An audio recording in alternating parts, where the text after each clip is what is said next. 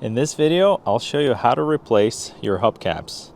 I got new ones because I'm going to be selling this car, and as you can see, these old ones are all beat up and scratched up, so I want to install new ones. And I have one missing on the far end corner, so it just makes sense to buy all four matching ones that are brand new. When purchasing new hubcaps, look at your tire size, and where it says R15, that's your rim 15-inch. So that's what you want to buy when you're looking for new caps. So here's what the new hubcaps look like. Very nice. Comes with this installation guide. So on these new ones, they have these rings that you're supposed to install first before installing the cap. So take your hubcap, find this opening right here for your valve, and then also take the ring.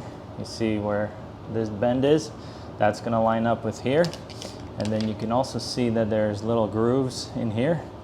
That's where this is going to go. So like this. And you basically just go around, make sure all of them line up into that groove, and now you're ready to install it. Then take a flathead screwdriver and get in there and try to pry it out just a little bit until it pops off like this. Then line up this hole with this guy like this, and then just push it in like this.